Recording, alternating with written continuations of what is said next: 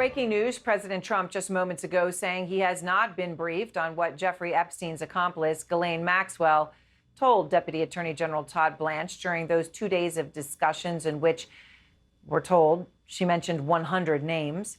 It comes amid the release by the New York Times now of previously undisclosed images and descriptions of the interior of Epstein's Manhattan townhouse. And these are important details. It was a 21,000 square foot home, decorated, as the New York Times describes, in Epstein's eccentric style. There was a sculpture of a woman in a bridal dress clinging to a rope suspended from a ceiling, a taxidermied tiger lounging in Epstein's office, and the infamous massage parlor connected to Epstein's bedroom. The New York Times also shows photographs that Epstein displayed at his apartment of himself with some of the most prominent people in the world. Okay, and we're not using that word lightly.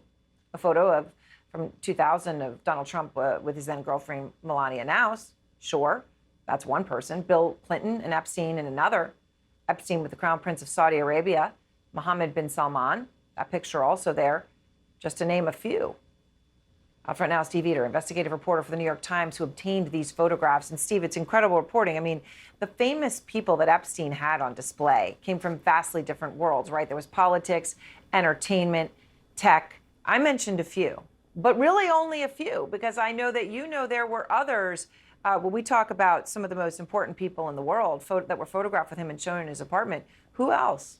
Yeah, well, first off, thanks for having me here to talk about the piece. Yeah, it's a real collection, as you said, of powerful people, of business people, of people in entertainment. So you had, anyone from Steve Bannon to Mick Jagger to Elon Musk, a pope, mixed in there. And I think, if you look at the photographs and think about this, it was, an attempt by Jeffrey Epstein to sort of show the degree of people that he could be acquaintances with, to be friendly with, and to have them in his life, and that he had that access.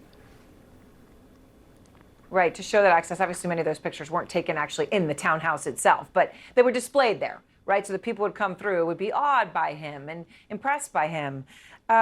So those photos are there, and then you've been through this actual massive townhouse in Manhattan. 40 rooms, and you've been in perhaps one of the most horrible ones, definitely one of the most horrible ones there, the massage room located in a suite of rooms connected to Epstein's bedroom. That massage room where Epstein was said to have assaulted some of his victims. And, look, in light of what we have now learned, that room, I'm sure you having been in there, is unfortunately very meaningful. What did you see? Yeah, well, just to clarify, through the photographs, we were able to get a view into the home, not through a tour of the home of some sort. But just, what we did see, so on that floor that you're referring to, this is part of a 21,000 square foot home.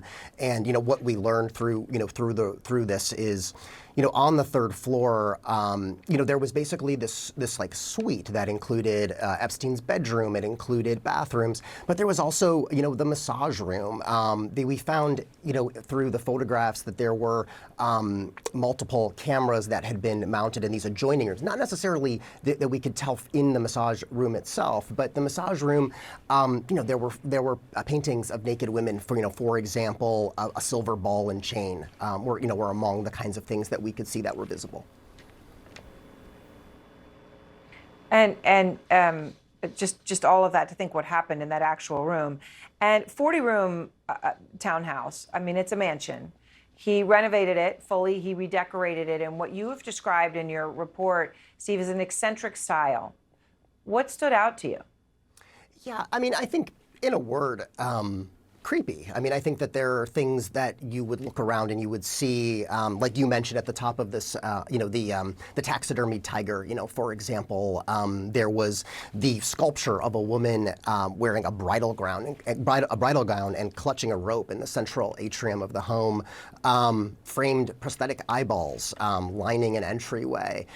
Just sort of a general strangeness, creepiness, to the home, throughout. Leopard print chairs, for example, were among the things that we could detect and included in our report. It's pretty incredible. I hope everyone will read it in full, look at the photos that you were able to obtain and share. so important in light of everything we're learning now. Steve, thank you so much. And of course, I will note none of the people that Steve and I were just talking about whose photographs were on display in Epstein's apartment, none of those individuals have been accused of wrongdoing in the Epstein case. We're talking tonight about all that's transpired since the Trump administration tried to put a lid on the Jeffrey Epstein story nearly a month ago, and everything that's not being done to get more of the truth out there. For instance, the House subpoenas issued yesterday to former President Clinton, Hillary Clinton, former attorneys general in both Democratic and Republican administrations dating back to the George W. Bush presidency. But one name conspicuously not on that list, the man who years before he served in the first Trump administration was a prosecutor and reached a non-prosecution agreement with Epstein, which was controversial back then and even more so now. Details from CNN's Randy Kaye. In 2006, the FBI began investigating Jeffrey Epstein's alleged activities with underage girls. I've seen hundreds and hundreds of girls go through Jeffrey's swinging door. Yet as the feds got closer, Epstein cut a sweetheart deal. Here at Epstein's Palm Beach home is where much of the alleged abuse took place. According to court documents, as far back as 2001, it's believed Epstein began luring underage girls here with the help of those who worked for him. Most of the girls ranged in age from 13 to 16 and came from disadvantaged homes. They'd never before seen the exclusive Palm Beach Island. Federal investigators had identified at least 36 girls and were still building their case when suddenly in 2007 came this non-prosecution agreement. It allowed Epstein to plead guilty to a lesser charge, just 2 prostitution charges in state court, and register as a sex offender. He would serve just 13 months in county jail. The deal also granted immunity to any potential co-conspirators. None of those people were identified. The deal shut down the FBI's investigation into additional victims and accomplices and any chance of Epstein going to prison for life. I read the indictment. There was multiple allegations of sex trafficking, and then all of a sudden it disappeared. The deal was signed off on by then U.S. Attorney in Miami, Alexander Acosta, who in 2017 became labor secretary under the first Trump administration. He's supposed to be protecting these victims, and he was protecting Jeffrey Epstein, a pedophile. It's scary because this is our government that's supposed to protect us, but has done everything to protect, a pedophile. At his confirmation hearing for labor secretary, Alexander Acosta tried to explain his decision not to prosecute Epstein federally. A plea that guarantees that someone goes to jail, that guarantees that someone register generally, and that guarantees other outcomes is a good thing. 2 years later, in July 2019, Epstein was arrested on federal sex trafficking charges after federal prosecutors in New York concluded that they weren't bound by the terms of the earlier non-prosecution deal. Days later, Acosta resigned as labor secretary amid public outrage over his role in Epstein's controversial plea deal. I do not think it is right and fair for this administration's Labor Department to have Epstein as the focus rather than the incredible economy that we have today. Top Democrats in Congress had called for his removal following the new federal charges against Epstein for allegedly sex trafficking young girls. 2 days before he resigned, Acosta said he was pleased about the new federal charges against Epstein.